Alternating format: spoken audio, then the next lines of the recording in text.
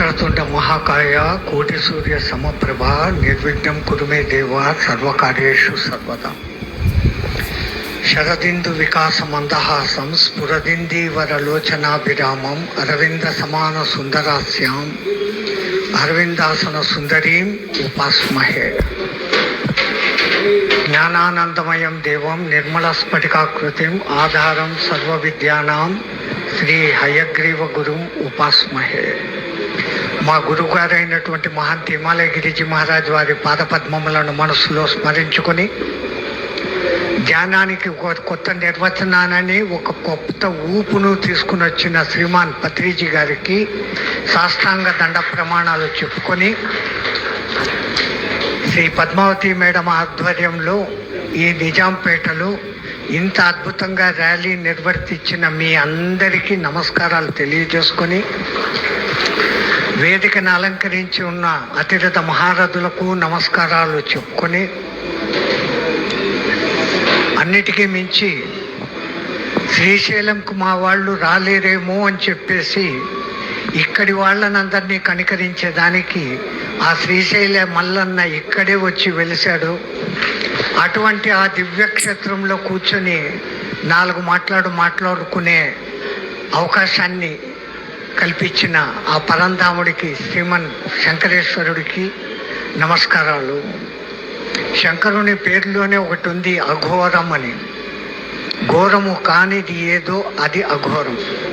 హింస చేస్తే ఘోరం, హింస చెయ్యకపోతే అఘోరం. ఆ అర్థంలో తీసుకుంటాం. అటువంటి ఆ అఘోర స్వరూపుడి దగ్గర మీరందరూ కూడా అఘోరులే. అంటే అఘోరి సినిమా చూసేసి అఘోరి అని ఎగరకండి. అఘోరులు అంటే మీరు ఘోరం చేయడం లేదు, ఇంకొకళ్ళను చెయ్యవద్దు అని కోరుకుంటున్నారు. సీరియస్గా ఉంటే నాకు బాగుండదు, ఎప్పుడు నవ్వుకుంటూ ఉండాలి. ఉమ్మని ముఖం పెట్టేదానికి 27 కండరాలు కదిలించాలి. ఈ అనేదానికి 4 కండరాలు. ఏది సులభం? అందున అసలు సంగతి మనం ఆనంద స్వరూపులమని మర్చిపోయాం. ఎంతసేపు సుఖము సంతోషాలు వెనకాల పరిగెత్తానే ఉండవు. అవి అందని మామిడి పండు లెక్కనే ఉంటుంది. సుఖం సుఖం సుఖం అనుకున్న నేను కూడా ఒకప్పుడు సన్యాసి. నా దగ్గర డబ్బులు లేదు, మంచి ఎండాకాలం, ఆడ ఈడ తిప్పలు పడితే 5 రూపాయలు దొరికా. ఇజన్ కర్ర తెచ్చుకున్నా, ఇసురుకుంటాడ. సుఖం వచ్చింది, కొంచెంసేపటికి చెయ్యి నొప్పి వచ్చింది. ఈ అబ్బాయి ఇది సుఖం కాదరా అబ్బాయి, ఇంకా సుఖం కావాలి. ఏం చేయాలి? పక్కింట్లో చూస్తే ఓ టేబుల్ ఫ్యాన్ పెట్టుకొని ఉండు. అదేమో 600. 5 రూపాయల నుంచి 600 సంపాదించేదానికి నానా తిప్పలు పడినా సుఖం కోసం. 600 పైసలు వచ్చా, ఫ్యాన్ పెట్టుకున్నా. దాని ఎదురు కూర్చుంటేనే గాలి వస్తుంది, పక్కకు పోతే గాలి రాదు. మళ్ళా ఏడిపోయి సుఖం బాయా, ఏడుపు వచ్చా. పైసలు 500 బాయా. మళ్ళీ ఇంకో ఇంట్లో తొంగి చూస్తే గాడ చూస్తే సీలింగ్ ఫ్యాన్ బై గది అంతా గాలి వస్తుంది, అది 1000 రూపాయలు. ఇంకా దానికోసం మళ్ళీ తిప్పలు పడది. అది తెచ్చుకొని పెట్టుకున్నా. ఎండాకాలం వచ్చా, సీలింగ్ వేడికి దాంట్లో నుంచి వచ్చే గాలి సెగలు పట్టని మొదలు పెట్టా. ఇంకా మళ్ళా ఏడిపోయి ఇంకేం చేయాలి? కూలర్ తెచ్చుకున్నా. జర్రంతా సుఖంగా ఉంది. 3 నెలలు అయిపోయి చలికాలం వచ్చా, కూల్ దగ్గర కూర్చుంటే నేను పనికిపోను మొదలు పెట్టినా. కూలర్ పనికి రాలే, 3000 పైసలు పోయా. ఇంక ఇట్లా కాదు, ఏం చేయాలి? ఎండాకాలంలో చల్లగా ఉండాలి, చలికాలంలో వెచ్చగా ఉండాలి. ఏసీ పెట్టుకుంటాం 40,000. నా జీవితం అంతా సంపాదించిన ఏసీ తెచ్చి ఇంట్లో పెట్టుకున్నా. ఆన్ చేసిన కరెంటు పోయింది, మళ్ళా ఏడుపే. సుఖం వెనకల ఎప్పుడు ఏడుపు ఉంటుంది. సుఖానికి ఆపోజిట్ వర్డ్ దుఃఖం, సంతోషానికి ఆపోజిట్ వర్డ్ విచారం, ఆనందానికి ఆపోజిట్ వర్డ్ ఎవరో చెప్పరు. ఏందో చెప్తాడా, ఏమో చెప్పాలని మర్చిపోయినా. మీరు సినిమాలు చూస్తారా? నెలకు ఎన్ని చూస్తారు? కనీసం 2-3 చూస్తారు. అబద్ధాలు చెప్పమాకండి. 64 చూస్తుందండి. ఆ సినిమాలు చూడు. ఫస్ట్ క్లాస్కు పోయే బదులు సెకండ్ క్లాస్కు పో. 30 రూపాయలు మిగులుతుంది. 30 రూపాయలతో ఈ మ్యాజిక్ వస్తుంది. మ్యాగజైన్ దోస్తులతో పాటు పోతావు. అన్నా ఛాయ్ తాగుతామంటావు, వాడిని అడుగుతావు. ఆడపోతావు, ఛాయ్ తాగినాక బిస్కెట్ మస్తుగా ఉండదన్నా. ఒకటి తర్వాత ఒకటి 4 బీకుతావు. బిల్లు 70 రూపాయలు వస్తుంది. వాడు స్నేహితుడు ములాజాకు పిలిచినోడు సచ్చా ఏడ్చి మొత్తానికి పైసలు ఇస్తాడు. గట్ల పోయి బయట ఖర్చులు పెట్టేది నెలల్లో ఎన్ని ఖర్చులు పెడతాం మనం?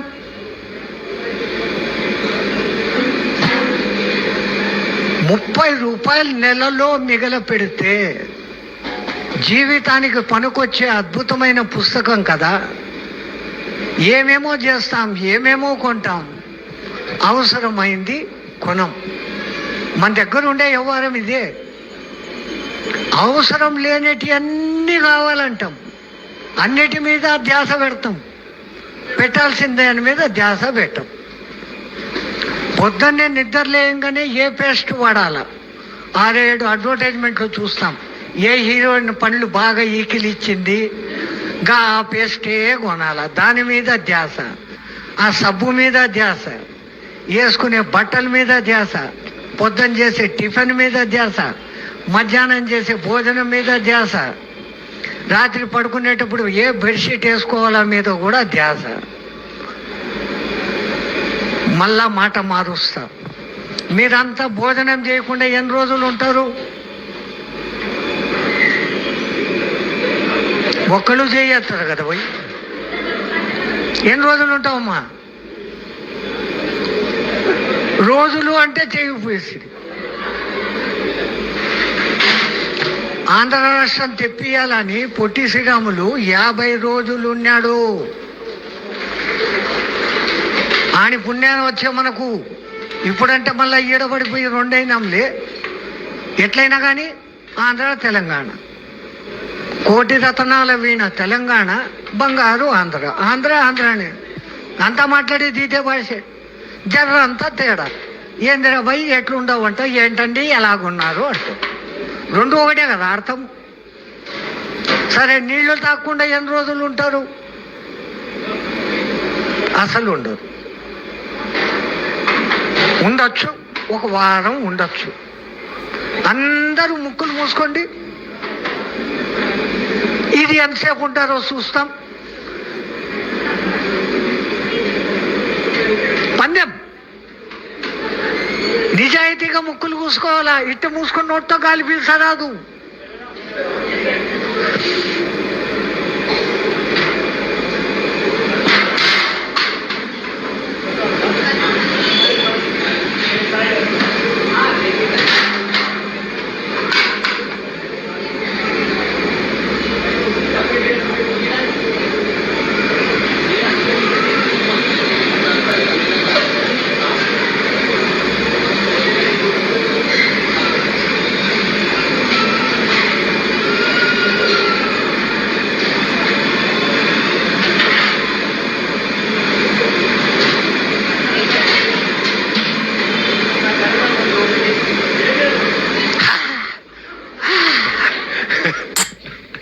ఎవరంత బలవంతంగా ఉండవండి.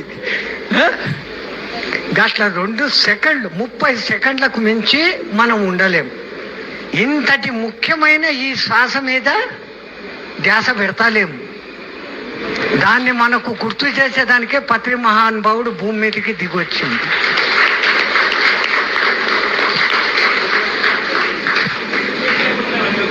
మేడం గారు, స్వామి గారు మాట్లాడతారు. వాడు ఎట్లా ఇంత గట్టిగా ఉన్నాడు, 110 బాగా తిరిగి వచ్చిండు, గమ్మని కూర్చుండు, ఎట్లున్నాడు ఇది మాకు చెప్తాడు అని ముందుగానే మాకు మసాలా పెట్టేసింది. అంటే నీ రహస్యాలన్నీ మాకు చెప్పురా, మేము అట్లుంటాం. చాలా సులభం, పెద్ద కష్టమేం లేదు.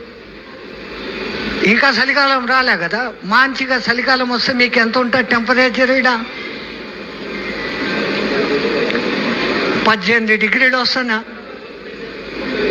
16 డిగ్రీలకు వచ్చానా. మా దిక్కులో -3 డిగ్రీలు ఉంటుంది. 3 నుంచి ఒక్కొక్కసారి 20 డిగ్రీలకు కూడా పడిపోతుంది మైనస్. నాలాగా ఉండాలంటే చాలా సులభమైన దారి చెప్తారు. సాయంత్రం 5 గంటలకు ఆ చలిలో చెరువులో కూర్చోవాలి గొంతు వరకు. పొద్దున్నే 6:30 వరకు కూర్చోవాలి, అంతే, ఏం కష్టం కాదు.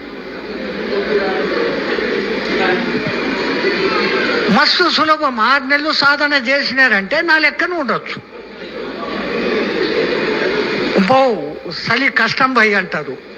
సరే, ఎండ మీకేడ మంచి ఎండాకాలం వస్తే ఎంత ఉంటుంది టెంపరేచరు? 48, 50 అంతేనా?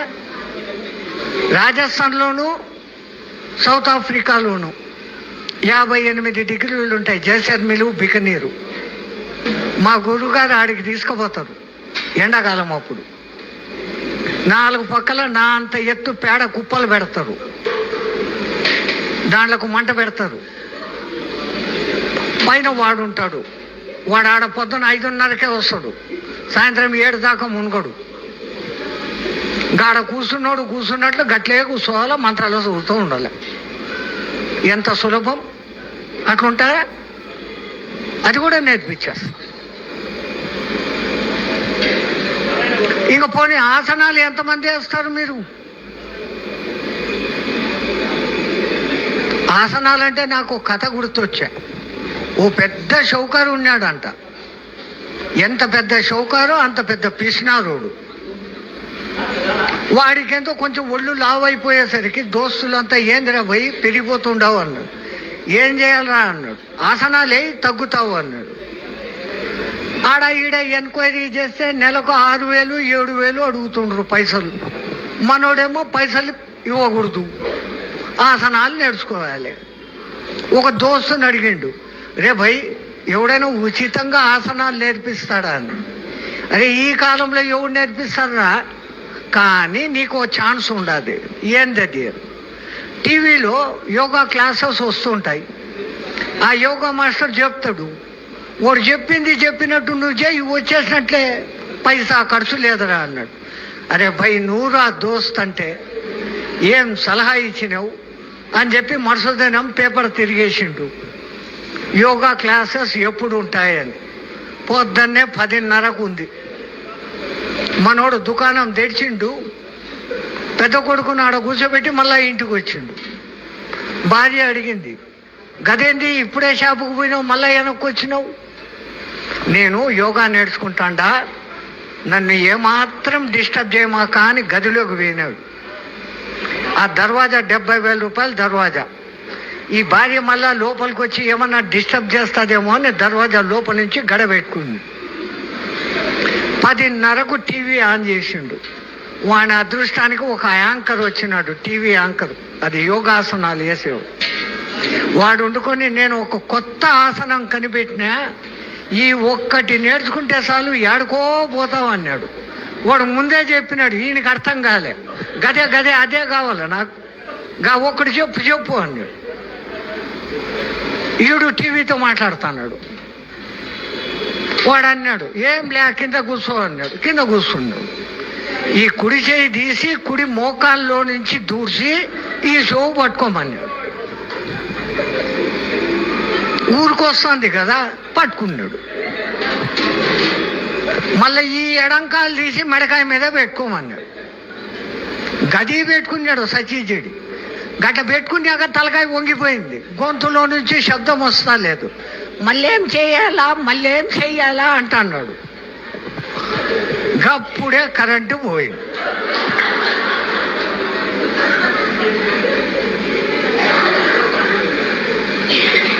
వాడు లోపల నుంచి భార్యకు చెప్తున్నాడు, ఇన్వర్టరు అని. వాడు చెప్పేది వాడికి వినపడిసి వస్తలేదు. వాడికి ఇంకా భూమి మీద నూకలు ఉన్నాయి. వాడి చిన్న కొడుకు వచ్చిండు, అమ్మ నాయన ఏడే అని. గై డిస్టర్బ్ చేయమాకరా, ఆయన లోపలే యోగాసనాలు నేర్చుకుంటుంది. ఈ యోగాసనాల పీడ కరెంటు పోయి 5 నిమిషాలు అవుతుండది. దర్వాజా దప్పు దప్పని కొట్టినాడు, నాయనా నాయనా అని. లోపల లోపల గడ గడ అంటాడు. నాయన కనపడతలేడు, దర్వాజా తీస్తలేడు. ఏదైనా చేయాలని కిటికీలోంచి చూశాడు. ఏందో ఒక తలకాయ, కాళ్ళు, చేతులు, ఒక ముద్ద ఆడబడి ఉంది. 70,000 రూపాయల దర్వాజా డమాల్ పగలగొట్టి లోపలికి పోయింది. భార్య ఒక దిక్కు, కొడుకు ఒక దిక్కు పీకిరి రాలే. పక్క వీధిలో ఎవడో యోగా మాస్టర్ ఉండే, వానికి 5,000 ఫీజు కట్టి పట్టుకొని వస్తే వాడు వల్ల మనిషి. యోగాసనాలు ఇంత సులభం. ఇవి కూడా నేను నేర్పిస్తా, పైసా తీసుకొని వస్తారా? అదిలే. అట్లంతా తిప్పలు పడితే చలికాలం అంతా కూడా ఐసు గడ్డలు తగులుతూ ఉంటాయి. అలకనంద మందాకిని నదల్లా గడ కూర్చొని రాత్రంతా మా మంత్రాలు చదవాలి. చాంద్రాయణ వ్రతం అని నేర్పిస్తారు. పౌర్ణమి రోజు నా జీవితంలో మొదటిసారి నేను ఎప్పుడు ఆశ్రమంలో 4 పూట్ల 5 పూట్ల మెక్కుడే పని. గస్మంటిది, ఒరే నీకు చంద్రాయణం నేర్పిస్తాను రా అన్నాడు. ఇదేంటో బాగుండదు, నేర్పి అన్నా. రేపు పొద్దునంతా అన్నం తినమాక అన్నాడు. నా బతుకు డామ్ అనే, ఏ పొద్దు ఉపవాసం ఉండలే. అవి ఏందో వ్రతం అంటున్నాడు కదా, చూస్తాంలే అని సచ్చి చెడి ముక్కు పట్టుకొని కూర్చున్నా. 6:30 కాగానే రాత్రి అయిపోయింది, ఇప్పుడు ఏం చేయాలన్న. రా అన్నాడు. 15 పిడికిళ్ళు రొట్టె ముక్కలు, ఇంత పెద్ద కుప్ప, ఇంత కూర కప్పులు, 2 రకాల కూర, ఇంత దాల్, ఇంత నెయ్యి, ఇంత పెరుగు. బా పొద్దునంతా సస్తి చాంద్రాయణ వ్రతం భలే బ్రహ్మాండం ఉండదు అని బాగా పీకల దాకా మెక్కినే. గట్ల 4 రోజులే, పగలంతా ఏమిలే, రాత్రి పూట. 6వ రోజుకు జరంతా డౌట్ వచ్చా, కుప్ప తగ్గిపోతుంది. మా గురువు గారి శిష్యుడు ఇంకొకడు ఉండే, వాడిని అడిగిన, ఏందిరా భయ్ మొదట కుప్ప ఇట్టుండే, ఇప్పుడేందో ఇట్టయితుంది అని. చాంద్రాయణ వ్రతం అంటే నీకు తెలవదా అన్నాడు. ఏంది అన్నా. పౌర్ణమి రోజు 15 పిడికెళ్ళు, ఒక్కొక్క దినం ఎట్ట చంద్ర కళ తగ్గుతుందో ఈ పిడికెడు అట్లా తగ్గుతుందిరా అని. నా గుండకాయలు డామ్ అని. ఇంకా పంతానికి పోయి నా గురువు దగ్గర నేర్చుకుందాం అనుకున్నా. అమావాస్యకు ముందు దినం ఒక్క పిడికెడు, అంత కూర, ఒక సుక్క నెయ్యి. మీరంతా నెయ్యి వేసుకుంటారు, మేము పోసుకుంటాం. గట్ల తినే రకాలు. గాడంతా 2 సుక్కలు వేసింది. ఆ పొద్దు అనుకున్నా, పొరపాటున ఈ గురువు దగ్గర చేరినా జయశ్రీరా అని చెప్పి పారిపోతాం అనుకున్నా.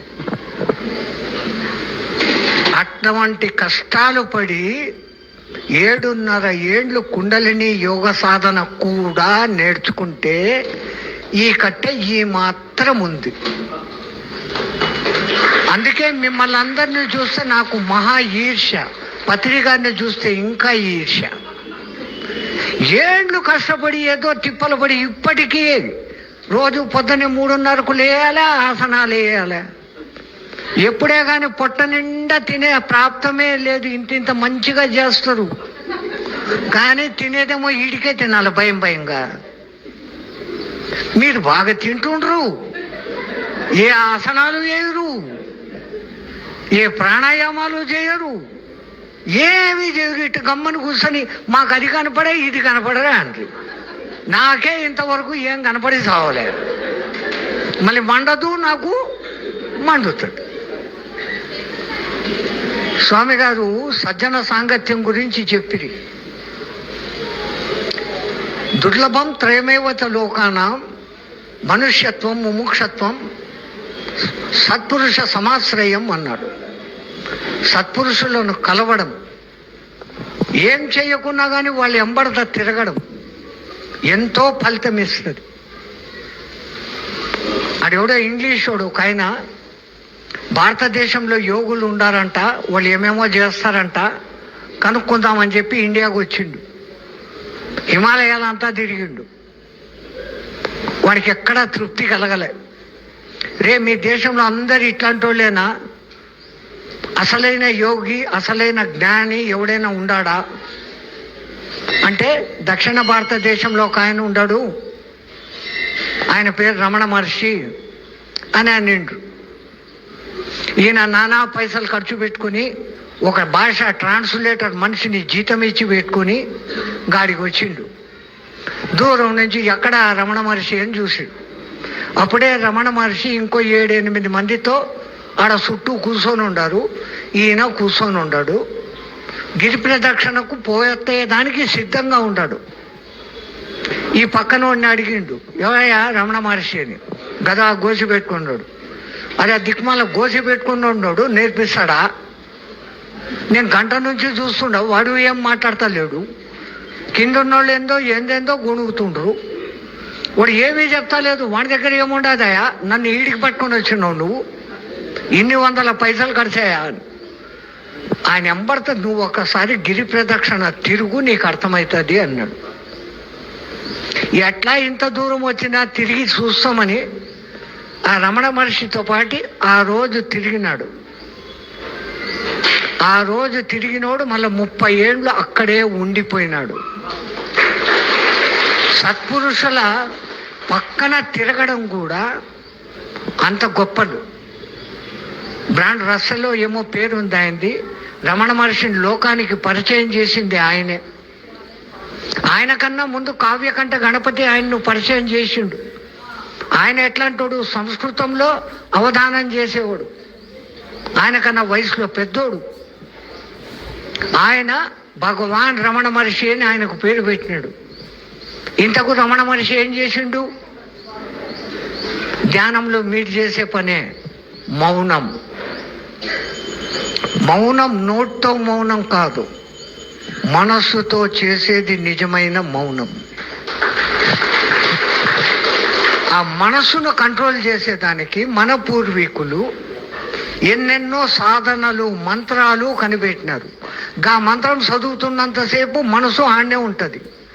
మనసు ఎక్కడ లగ్నమైందో ఒక్కసారి మళ్ళా రెండో పని ఎత్తుకోదు. కానీ చేసేదానికి ఎన్నెన్నో పద్ధతులు కనిపెట్టినారు. క్రియాయోగం, కుండలిని యోగం, నాదయోగం, హఠయోగం, లయయోగం. అవన్నీ ఒక గురువు దగ్గర ఏండ్లు సాధన చేస్తే కూడా చేతికి రాదు. ఏ సాధన చేయాల్సిన పని లే, సులభంగా చేయగలిగింది ఈ శ్వాస మీద ధ్యాస. పత్రి గారి దగ్గరికి పోయి ఎవరైనా ధైర్యంగా గురువు గారు అని పిలిచారా మీరు? టాప్పని ఒకటి కొడతాడు. కానీ ఆయన గురువు మా దృష్టిలో. ఆయన మీకంతా ఒక మంత్రం ఇచ్చిండు. దక్షిణ భారతదేశంలో సుబ్రహ్మణ్య స్వామి మంత్రం ఎక్కువ చేస్తారు. శరవణ 6 అక్షరాలు. గదే మంత్రాన్ని పత్రిజీ మీకు ఇచ్చిండు. శ్వాస మీద ఎన్నాయి 6 అక్షరాల మంత్రం. ఆ గురువు మంత్రం ఇలేదని లేదు. మన సనాతన ధర్మం ఎప్పుడు గురు శిష్య పరంపరగా ఉంది. గురువు లేని విద్య గుడ్డి విద్య అంటాం. చాలామంది మిమ్మల్ని అడగచ్చు, గదేంది మీ పాటలో మీరు చేసుకుంటుండ్రు, ఇప్పుడు పత్రిక కూడా లేడు, ఎవడో చెప్తుంటే మీరు ఇట్ట పట్టుకుంటే అయిపోయిందే. మీరు పట్టుకోవడం కూడా లే, కూర్చున్న చోట కూర్చుంటుండ్రు. మేమంతా పట్టుకొని సావాలి. ఈడ నాడి పింగళ నాడి అది అట్టపోయింది, ఇది ఇట్టొచ్చింది, దీంట్లో గాలి పీల్చి దీంట్లో వదలాలా, దీంట్లో పీల్చి దీంట్లో వదలాలా, కుంభకం చేయాలా. గా మధ్యలో ఈ ముక్కుతో పీల్చినానా ఈ ముక్కుతో పీల్చినానా మర్చిపోతా. దీంతో పీల్చి దీంతో, దాంతో పీల్చి దీంతో, ఇదే గొడవలో పడి వస్తూ ఉంటా. మళ్ళా మొదలు పెట్టరా భయ్, ఇది పీల్చినా కదా, దీంతో పెట్టినా మూసినా, ఇప్పుడు దీంతో పీల్చినానా దీంతో పీల్చినానా మర్చిపోయా. మళ్ళా ఎత్తుకో, రెడ్డు వచ్చే మొదలు ఎత్తుకో. ఈ తిప్పాలని లేకుండా మీకు ఇంత మస్తుగా నేర్పిస్తూ ఉన్నాడు. అట్లాగనే సజ్జన సాంగత్యం గురించి ఒక ఊర్లో ఒక దేశంలో ఓ రాజుగారు ఉన్నాడు. వాడు పరమ తిక్కలోడు. మహా తిక్క ప్రశ్నలన్నీ వేస్తూ ఉంటాడు. సమాధానం చెప్తే బహుమతి, లేకుంటే 3 రోజులు జైలు. గట్లా ఒకసారి మంచిగా సమావేశం జరుగుతూ ఉంటే ఈ రాజుగారికి తిక్క పుట్టింది. లేచి దేవుడు ఎక్కడున్నాడు, ఆ దేవుడు ఎటువైపు చూస్తూ ఉన్నాడు, నేను ఈ ప్రశ్న అడుగుతున్నప్పుడు మీరు సమాధానం చెప్తున్నప్పుడు ఆ దేవుడు ఏం చేస్తూ ఉంటాడు? ఎవడు చెప్తాడు పోయి దేవుడు ఏడు ఉన్నాడని, వాడు ఏ దిక్కు చూస్తున్నాడని? దేవుడే నిరాకారుడు, వాడికి ఆకారమే లేదు. ఇప్పుడు చూసేది ఏ దిక్కు అని చెప్పాలి. వీళ్ళందరూ తలకాయలు కొక్కుంటూ ఉంటారు. అప్పుడు రాజే లేచి తన ప్రధాన విద్వాంసం దిక్కు చూపించిండు. ఏడు నువ్వు చెప్పు అన్నాడు. ఏమని చెప్పాలా? వీడికి చెప్పకపోతే కొరడా దెబ్బలు కొడతాడు, 3 రోజులు జైల్లో వేస్తాడు. తప్పించుకోవాలని తెలివిగా రాజా ఇది చాలా డీప్ ప్రశ్న, జరంతా సోచాయించుకొని రేపు పొద్దున నుంచి చెప్తాను అన్నాడు. గట్లాగానే పో అన్నాడు. వాడు ఏ మూడులో ఉన్నాడు. ఈయన విచారంగా ఇంటికి వచ్చినాడు. గడ కూర్చొని ఆలోచిస్తా అంటే వానికి పాలు పోసే పిల్లోడు ఒకడు వచ్చినాడు, 10 ఏళ్ల పిల్లోడు. వాడు వచ్చి పాలు పోసి, మహారాజా ఏ రోజు చూసినా కానీ నీ ముఖం దిల్ దిల్ దిల్ అని మెగుతుండే, ఈరోజు ఏంటి డల్గా ఉండవు అని. ఎందరో పోరా, నా పరేషాన్ని నాది, నువ్వు పోరా పోయాను. గై అది ఎట్లా పోతా? నువ్వు ఎప్పుడు నవ్వుతూ మంచిగా ఉంటుంటివి, సత్సంగం పెడుతుంటివి. ఇప్పుడు సత్సంగం కూడా పెట్టలే. నేను రోజు పాలు పోసే జరంతసేపు సత్సంగం నేను పోతా అంటే చెప్పు ఏందో నీ బాధ. ఏం బాధరా? ఈ రాజుగారి ఇట్లాంటి ప్రశ్నలు వేసా ఏంది చెప్పాలో నాకు అర్థం కాలేదు. 4 వేదాలు చదివినా, 108 ఉపనిషత్తులు చదివినా, 555 బ్రహ్మసూత్రాలు చదివినా, 18 పురాణాలు చదివినా, భారత భాగవత రామాయణాలు చదివినా, ఏడ చదివినా కానీ వాడు అడిగిన దానికి చెప్పేదానికి అర్థమైతా లేదురా అన్నాడు. ఏమడిగినాడు ఆయన? నీకెందుకు రాదు రే చెప్పు. దేవుడు ఏడ ఉన్నాడు, యా దిక్కు చూస్తుంటాడు. ఆయన ప్రశ్న అడిగేటప్పుడు నేను సమాధానం చెప్పేటప్పుడు వాడు ఏం చేస్తున్నాడో చెప్పాలంట. ఈ పిల్లోడు అన్నాడు, ఓసి ఇంతేనా? రేపు పొద్దున్న నన్ను సభకు తోలుకోపో, నేను చెప్తా రాజుగానికి. ఇంకోసారి అస్సలు ఎప్పుడే కానీ వాడు తిక్క ప్రశ్నలు లేకుండా చేస్తా వానికి. ఇప్పుడే నన్నంటే 3 రోజులు జైల్లో వేస్తాడు రా, నిన్ను చంపి బాధేస్తాడు. నువ్వు అసలు ఏం చదువుకోలే, నేనెందుకు చదువుకోలే? రోజు నీ సత్సంగం వింటాండ. ఇంకా పాయింట్ ఏందో నాకు అర్థమైంది, నేను చెప్తానండి. ఒరే నాకు చెప్పురా అన్నాడు. నేను రాజు దగ్గరే చెప్తాను. సరే నీ సావు నువ్వు సావు, నేను తప్పించుకుంటా అని చెప్పి ఆ పిల్లోనే తీసుకొని వచ్చిండు. ఏమయ్యా పండితుడా, సమాధానం నువ్వు చెప్తామని గా పొరగాని పట్టుకొని వచ్చి నువ్వు. వాడు చూసి ఇంత పెద్ద తుండు కూడా కట్టుకొని ఉన్నాడు, చేతిలో కర్ర పట్టుకుని ఉన్నాడు, 10 ఏళ్ల పిల్లు. రాజా ఇంత చిన్న ప్రశ్నలు మా పండితుని గారిని అడుగుతారా? ఆయన సమాధానం చెప్పాలనా? ఆయన దగ్గర చేలా నేను చెప్తాను, నన్ను అడుగు అన్నాడు. రాజుగాడు వంటి కిట్ట చూసి, ఒరే అదేం మామూలు ప్రశ్నలా? నేను అడిగినట్టు నువ్వు అడిగిందే, కావాలంటే మళ్ళా అడుగు. రే దేవుడు ఆడుంటాడు రా అన్న.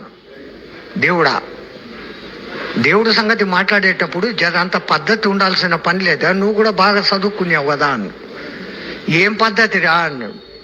దేవుడి గురించి మాట్లాడేటప్పుడు దేవునికి జరంత పాలు నైవేద్యం పెట్టాలా, ఓ దీపం పెట్టాలా?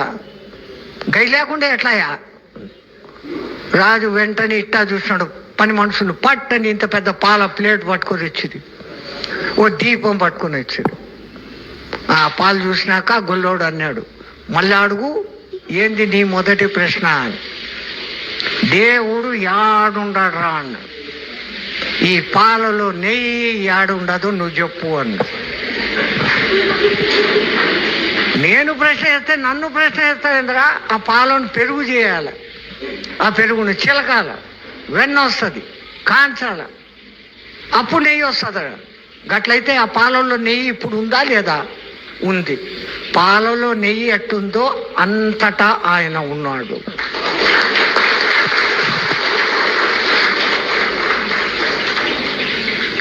చీమ నుంచి ఏనుగు వరకు చర అచర సృష్టి ఏదైతే నీ దృష్టికి కనపడుతుందో సర్వం వ్యాప్తం నారాయణం అని అంటారు.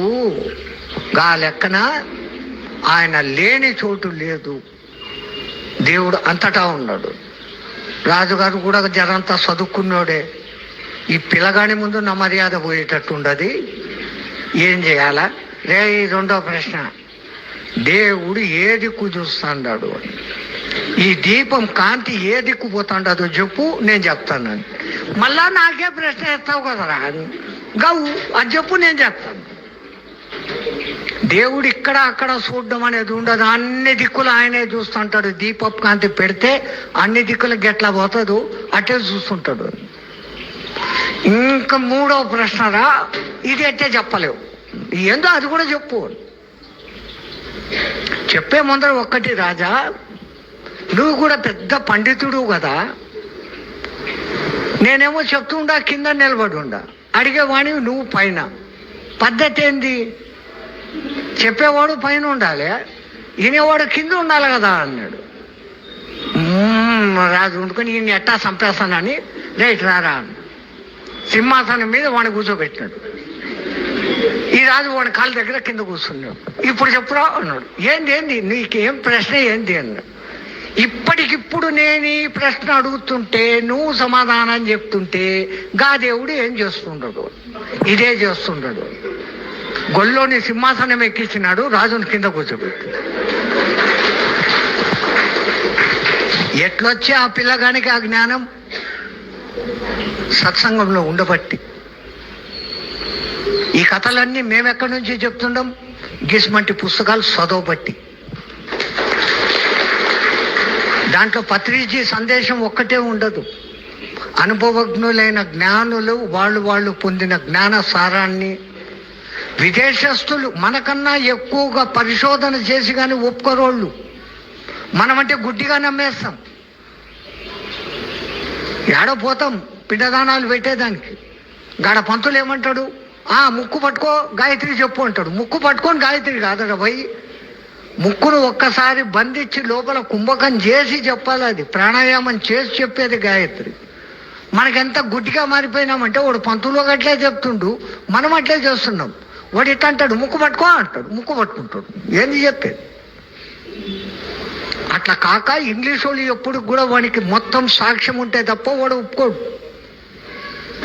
అటువంటి వాళ్లే స్వానుభవాలు పొందిన అనేక కథలు దాంట్లో ఉంటాయి. మళ్ళా ఎందుకు చెప్తుండానంటే, దిక్కుమాలిన ఖర్చులు ఎన్నో పెడతాం. నెలకు 30 రూపాయలు పెట్టుకోలేమా? 30 రూపాయలతో ఎంతమందిది యొక్క జ్ఞానం వస్తుంది దాంట్లో? రేపు పొద్దున మీరు కూడా నాలాగా ఇట్లా మాట్లాడతా ఈడ కూర్చోవచ్చు. ఎప్పుడు ఆడనే కూర్చుంటారా? ఈడికి ఎక్కుతారా? ఎక్కడా? ఎప్పుడు ఎక్కుతాం అంటారు.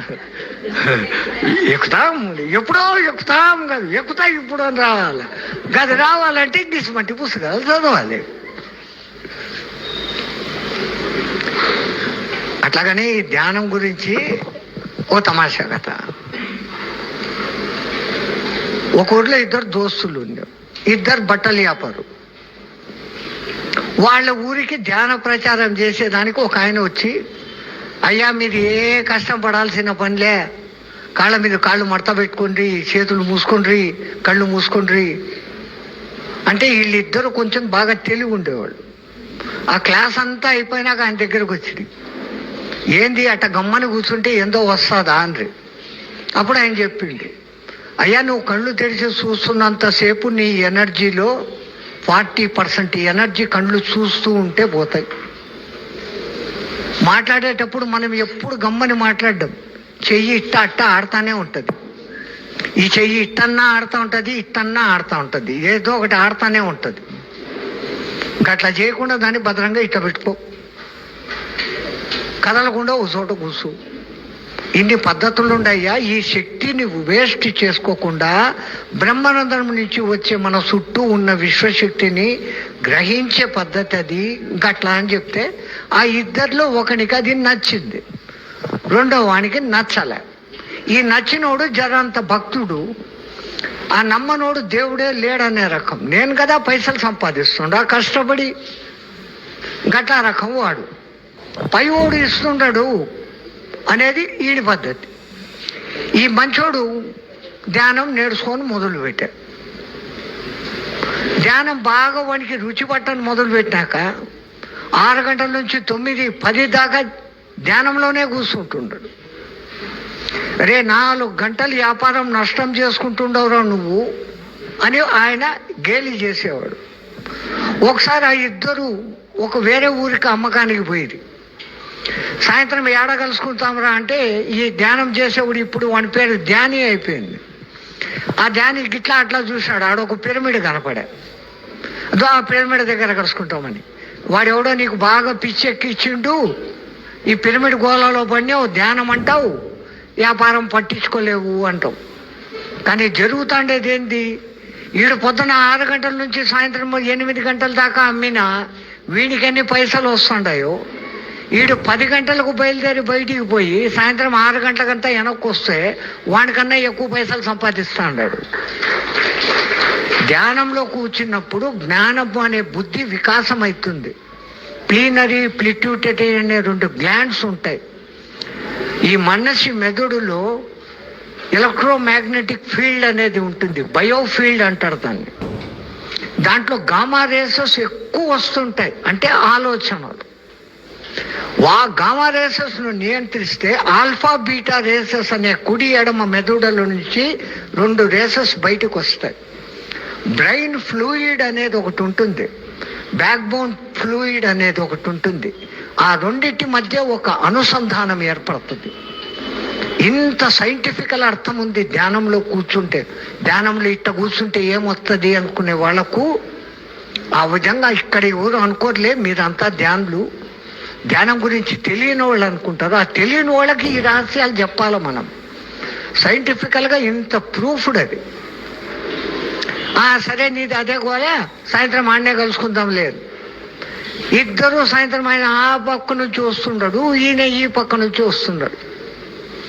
ఈడెంతసేపు ధ్యానము దేవుడు అంటాడు. ఈయన అవమానం చేయాలని ఆ పెరిగిడి గోడ దిక్కు తిరిగి ఈడు మూత్రం పోయేది మొదలుపెట్టాడు. వాడు ఆడ నుంచి వస్తే దుర్మార్గుడా ఎంత తప్పుడు పని చేస్తుండవు నువ్వు అని తొందరగా వస్తున్నాడు. వాని కాళ్ళు ఒక ఇనుప మేకు దిగింది ఈ పక్క నుంచి ఆ పక్క. వాడు రామరామ అంటే కూర్చుండు. ఈడు వస్తున్నాడు. గప్పుడే జోరుగా గాలి కొట్టింది. ఆ ఒక 1000 రూపాయల నోటు, ఆ కాలంలో పాతకాలంలో 1000 రూపాయలు ఇంత పెద్ద నోటు ఉంటుండే. ఆ నోటు వచ్చి వాడి ముఖానికి తగిలింది. ఇదంతా ఒక సాధువు ఒక శిష్యుడు చూస్తూ ఉండరు.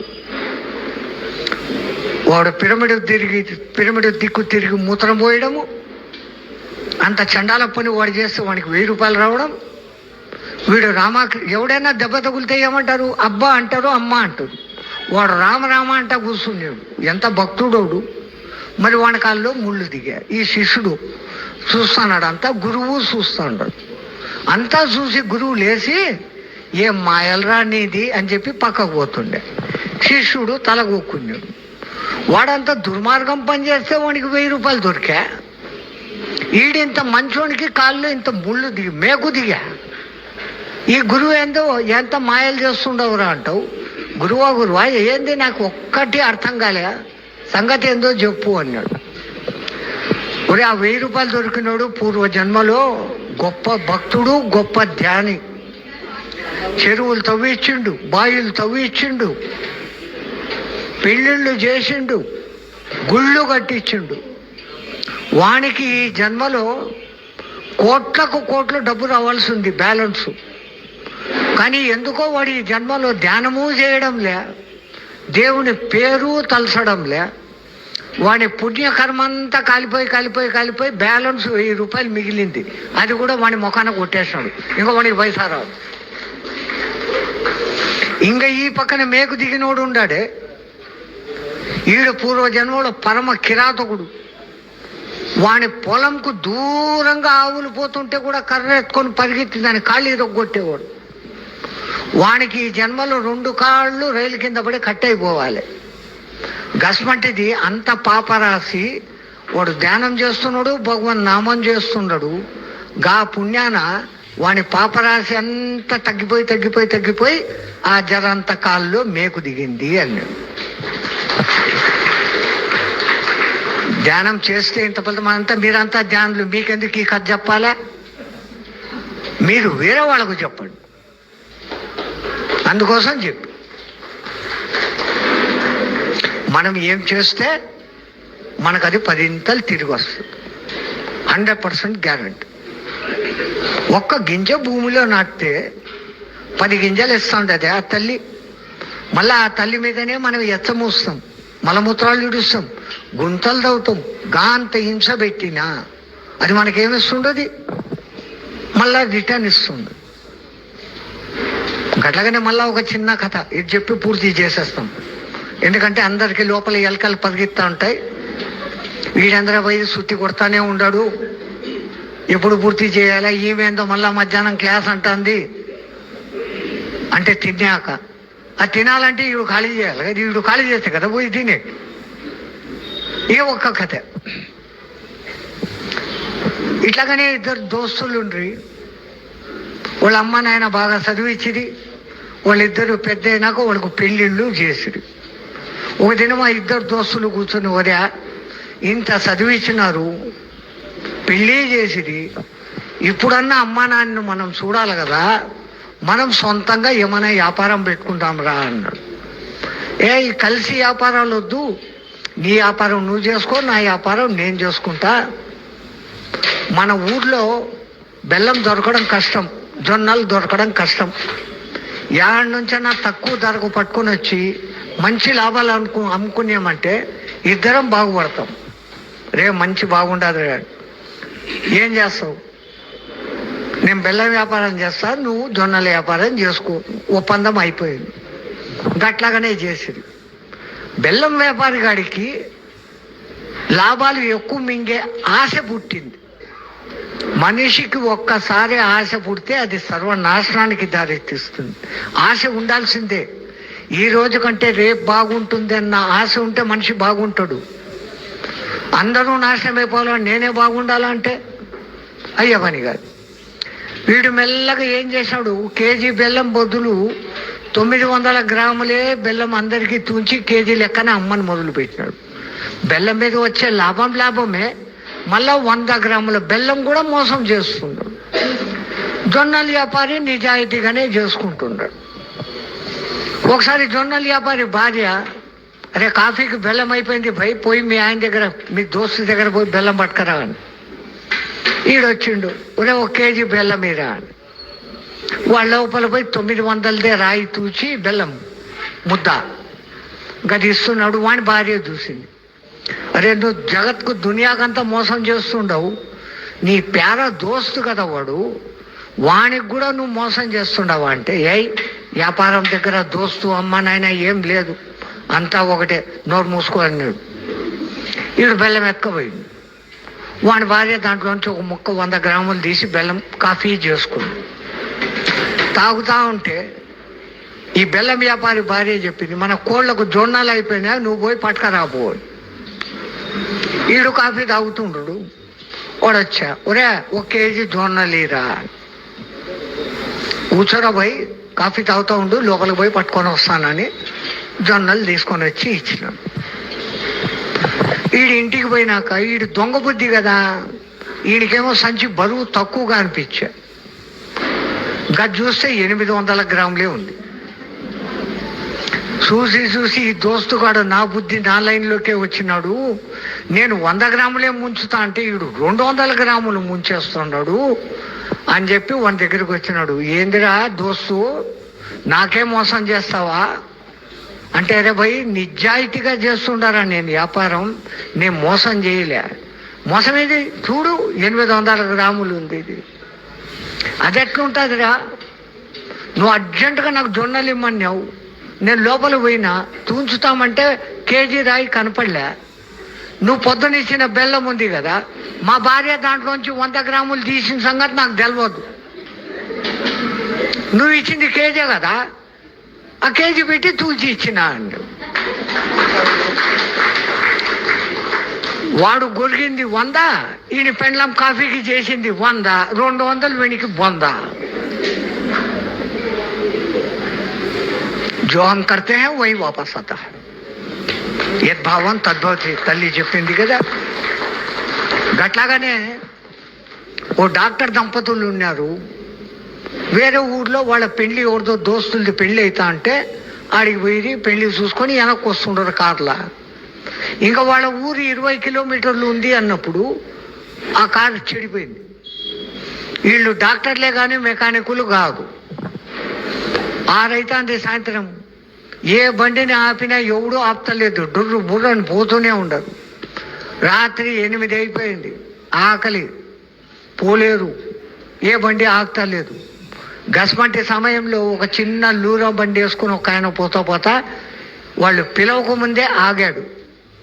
ఏందమ్మా ఈడంతా దొంగలు తిరుగుతారు, మీరంతా ఒళ్ళులో నగలు దిగేసుకొని ఉండరు, ఏం చేస్తుండరు, ఈడు తొందరగా బండి వెళ్ళి పోయాలంటే నా బండి పడి చెడిపోయిందిరా, పోయి పని చేస్తలేదు. ఆహా, ఆ దేవుడు ఎంత మంచోడు చూడి, నేను కార్ మెకానిక్ను, ఏం భయపడమాకండి అని ఆ డిక్కి తీసిండు. అదేంలే ఆ చిన్న ట్రబుల్, ఓ టప్పని రిపేర్ చేసిండు. అమ్మ మా ప్రాణాలు కాపాడినవరా పోయి పైసలు తీసుకో అంటే, మా గురువుగారు నాకు ఒకటి చెప్పిండ్రు, నీ గ్యారేజ్కి వస్తే నీ న్యాయం ప్రకారం నువ్వు చేసిన పనికి పైసలు తీసుకో, ఆపదలో ఎవడైనా ఉంటే వాడి దగ్గర పైసలు తీసుకోవద్దు అన్నాడు. నీ దగ్గర నేను పైసా తీసుకొని, అయినా అదేం పెద్ద రిపేర్ కాదు, వైర్ అట్ట ఊడిపోయింది, నేను తగిలిచ్చిన, వెళ్ళిపోండి మీరు అని. ఆడు వెళ్ళిపోయి వీళ్ళు వెళ్ళిపోయాడు. వాడంత మంచోడుగా ఉండబట్టి దేవుడు వాడికి మస్తుగా పైసలు ఇచ్చినాడు. 5 ఏళ్ల లోపల వాడు పెద్ద సూపర్ గ్యారేజీలు పెట్టుకుని కారు షోరూములు కూడా పెట్టుకున్నాడు. దేవుడు వాడికి అంత ఇచ్చిండు. ఈ డాక్టర్లకు కూడా మస్తుగా పైసలు చేరినాయి, సూపర్ స్పెషాలిటీ ఆసుపత్రి పెట్టుకున్నాడు. ఇప్పుడు ఇంత పైసలైన ఈ మెకానిక్ వాడే ఒకసారి కార్ యాక్సిడెంట్ పడినాడు, కోమాలోకి పోయిండు. బతికించాలంటే ఈ సూపర్ స్పెషాలిటీ ఆసుపత్రికే పట్టుకొచ్చు. 5 ఏళ్ల కిందిది వాని ముఖం వీళ్ళకి గుర్తుంది. చూడంగానే గుర్తుపెట్టినారు, ఆ పొద్దు మమ్మల్ని కాపాడినాడు వీడు. వాళ్ళ శక్తియుక్తులంతా వాడి వాళ్ళ దోస్తు డాక్టర్లను రప్పించి 3 నెలల లోపల వాడిని కోమాలో నుంచి బయటికి తీసింది. వాడు సంతోషించి, నాకు ఇప్పుడు ఇన్ని కోట్ల పైసలు ఉన్నాయి, నా జీవితం బతికి ఇచ్చింది నాకు, మీకు ₹1 కోటి ఇస్తుండో తీసుకోండి అని. అరే భయ్, మమ్మల్ని మర్చిపోయినావు, ఆ పొద్దు నువ్వు కాపాడినావు, ఆపదలో ఉండమని కాపాడమని చెప్పినావు, మేము కూడా అదే పని చేస్తుండబట్టి మాకు ఈరోజు ఇన్ని పైసలు వచ్చినాయి, నీ దగ్గర నువ్వు నేర్పించిన పాఠం మేము నేర్చుకొని ఇట్లా చేసినాం, కాబట్టి నీ దగ్గర మేము పైసా తీసుకోము అన్నారు. అట్లుంటుంది, ఏమి చేస్తే అదే వెనక్కి వస్తుంది. పైవాడు కూడా చూస్తూ ఉంటాడు.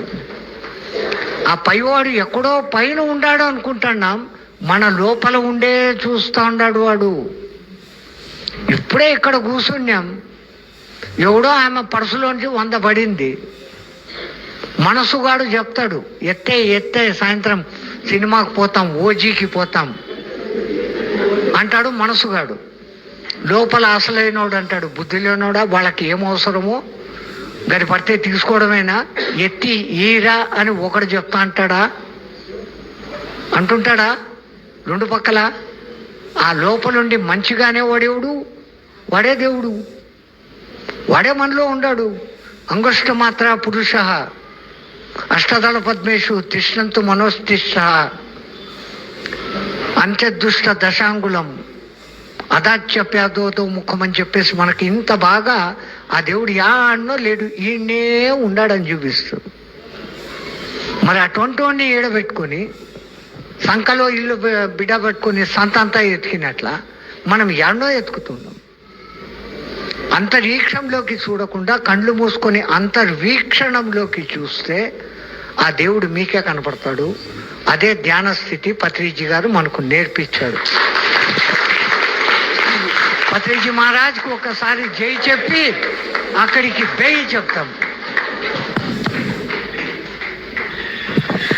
ఎలా ఉంది మరి? ఒకసారి కరతాళంతో ధన్యవాదాలు తెలియజేసుకుందాం. మరి పత్రిజీ గారికి ఒకసారి జై కొట్టుకుందామా?